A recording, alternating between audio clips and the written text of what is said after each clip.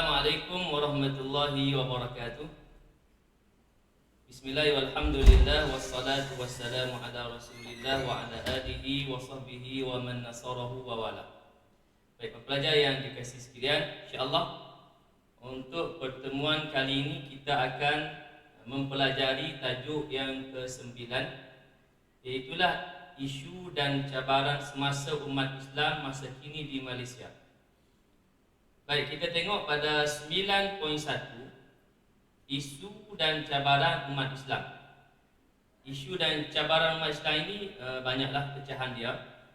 Nanti kita akan tengok satu persatu. Kita sepatutnya memahami bahawa Islam merupakan satu cara hidup yang tersendiri dan berbeza daripada cara hidup menurut agama dan tradisi manusia yang lain. Namun begitu, dunia moden hari ini, cara hidup Islam telah dihujani dengan pelbagai cabaran dan ancaman yang sangat getir. Antara cabaran sengit yang dihadapi oleh Islam dan masyarakat Islam hari ini ialah cabaran keruntuhan moral, eksploitasi dan kemusnahan alam sekitar, ledakan sains, teknologi dan ICT, salah faham terhadap Islam, perpecahan ummah dan hubungan dengan masyarakat dan kepercayaan lain. Bab ini akan membincangkan cabaran-cabaran tersebut menurut perspektif Islam. Baik, yang pertama, gejala keruntuhan akhlak. Gejala sosial, satu perlakuan manusia yang terkeluar dari batasan normal dan sukar diterima umum, baik dari aspek agama, sosial serta budaya masyarakat setempat. Hari ini kita dapati manusia semakin hari semakin rakus mengejar arus pemodenan dan kemajuan dunia. Dalam masa itu, kita hampir terlupa pembangunan rohaniah yang seharusnya seiring dengan kemajuan dunia. Maka tidak hairanlah ramai umat Islam kini yang hanyut dengan arus pemodenan. Malah kebanyakan masalah sosial kini diterajui oleh sebilangan besar umat Islam. Di antara isu keruntuhan akhlak yang sangat meruncing sekarang adalah pertama, seks bebas.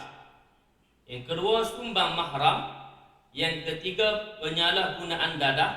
Yang keempat, rasuah. Yang kelima, buli. Dan yang keenam, rempit dan lain-lain. Pelbagai kejadian yang amat merunsingkan berlaku di hadapan mata kita maupun yang didedahkan di dalam akhbar. Ia bukan sahaja berlaku dalam kalangan generasi muda dan remaja, malah turut melibatkan golongan dewasa. Yang pertama, perlakuan seks bebas. Firman Allah Subhanahu wa taala yang bermaksud, dan jangan kamu hampiri zina, kerana bahawasanya ia kejahatan yang sangat keji dan sejahat-jahat jalan. Surah Al-Isra ayat yang ke-32. Di antara isu tentang seks bebas yang melanda umat Islam kini adalah berkaitan dengan pertama, zina, iaitu perzinaan lelaki dan perempuan di tempat-tempat sunyi akhirnya membawa kepada gejala buruk yang akan merosakkan masyarakat. Batasan zina yang mewajibkan hukuman syarak ialah masuknya kepala zakar lelaki ke dalam kemaluan wanita yang tidak halal disetubuhi kerana tidak melalui pernikahan sekalipun tanpa keluar air mani. Perbuatan zina ini amat menyedihkan dan sekaligus menggambarkan tahap moral masyarakat telah merosot ke tahap yang rendah dan membimbangkan. Bahaya dosa zina dinukilkan oleh Ibnu Qayyim ketika mengulas tentang hukuman bagi penzina, berkata, Allah mengkhususkan had hukuman dengan 3 perkara, iaitu pertama, hukuman mati secara hina, yakni rejam bagi penzina, kemudian diringankan bagi yang belum bernikah dengan 2 jenis hukuman. Hukuman fizikal, yakni dirotan atau disebat 100 kali, dan hukuman mental dengan diasingkan selama 1 tahun. Kedua, Allah Subhanahu wa taala secara khusus menyebutkan larangan merasa kasihan terhadap penzina. Umumnya sifat kasihan diharuskan, bahkan Allah Subhanahu wa taala Maha Pengasih, namun Rasa kasihan ini tidak sewajarnya menghalang daripada menjalankan syariat Allah. Hal ini ditekankan kerana lazimnya orang lebih kasihan kepada penzina daripada pencuri, perampak, pemabuk dan sebagainya. Di samping itu, perbuatan zina boleh dilakukan oleh sesiapa sahaja, termasuk orang kelas atasan yang mempunyai kedudukan tinggi, yang menyebabkan orang yang menjalankan hukuman merasa enggan dan kasihan untuk menjalankan hukuman. Ketiga, Allah memerintahkan agar pelaksanaan hukuman zina disaksikan oleh orang mukmin dengan maksud menjadi pengajaran dan memberikan kesan positif bagi kebaikan umat. Baik, keruntuhan moral yang kedua iaitu homoseksual, yakni liwat, dan juga lesbian, yakni musahaqah.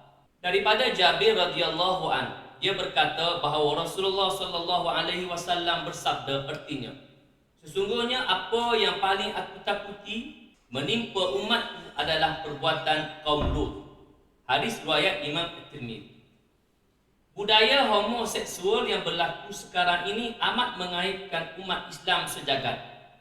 Ramainya umat Islam yang terjebak dengan masalah homoseksual membimbangkan kita akan berulangnya peristiwa masyarakat Sadum semasa zaman Nabi Allah Lut alaihi salam. Masyarakat Sadum adalah masyarakat yang rendah akhlaknya, tidak mempunyai nilai agama dan peradaban. Maksiat dan kemungkaran bermaharajalela. Maksiat yang paling menonjol dalam kehidupan masyarakat Sadum ialah perbuatan homoseksual dalam kalangan lelaki dan lesbian dalam kalangan perempuan. Islam amat menentang keras hubungan sejenis ini kerana perbuatan itu akan memberi kesan yang buruk kepada pelakunya dari aspek kesihatan. Homoseksual akan menyebabkan manusia dihidapi penyakit AIDS dan pelbagai penyakit kelamin yang lain. Baik, para pelajar yang dikasihi sekalian, selesai perkara yang pertama, iaitulah seks bebas. Yang pertama, zina. Yang kedua, Allahumma salli ala Sayyidina Muhammad, liwat dan juga musahaqah, homoseksual atau lesbian. Baik, kita beralih kepada perkara yang kedua, isu dan cabaran semasa, iaitulah sumbang mahram. Sumbang mahram adalah pencabulan seks yang berlaku dalam kalangan anggota keluarga, di mana perkahwinan sesama sendiri ditegah atau dari konteks Islam disebut muhram. Pencabulan seks ini bermaksud sebarang kegiatan seks tidak difahami dan tidak direlai oleh mangsa pelakuan seks atau pelakuan seks yang melanggar norma sosial. Hampir setiap hari kita dipaparkan dengan berita rogol dan sumbang mahram di media-media cetak dan elektronik. Ada kes-kes yang tidak dapat diterima akal, seperti datuk merogol cucu, cucu merogol nenek, abang merogol adik, dan bapa yang sanggup merogol anak kandungnya sendiri. Apa yang menyedihkan, pembabitan kaum Melayu Muslim mencatatkan jumlah tertinggi berbanding kaum lain. Hakikatnya manusia lebih takut pada undang-undang di dunia, dan mereka yang melakukan kesalahan ini tidak takut langsung pada undang-undang yang ditentukan oleh Allah. Perbuatan ini disifatkan sebagai sesuatu yang sukar diterima akal, apatah lagi ia berlaku dalam masyarakat yang bertamadun dan maju. Baik, demikian para pelajar yang dikasihi sekalian, dua subtopik daripada isu dan syabaran pada tajuk 9.1.1 gejala keruntuhan akhlak. Baik, nanti untuk subtopik yang seterusnya yang 9.1.3 dan seterusnya kita akan sambung pada pertemuan yang baik. Jadi Ustaz berharap agar kita dijauhkan daripada tergolong dalam golongan yang terlibat dengan gejala keruntuhan akhlak, iaitulah berkaitan dengan seks bebas dan juga sumbang mahram. Dan kita berdoa agar Allah Subhanahu wa taala melindungi diri kita daripada terlibat dengan dua perkara yang kita bincangkan pada kali ini. Jadi untuk sekadar itu kali ini, dan insya-Allah kita akan sambung pada pertemuan yang akan datang. Wabillahi taufiq wal hidayah. Wassalamualaikum warahmatullahi wabarakatuh.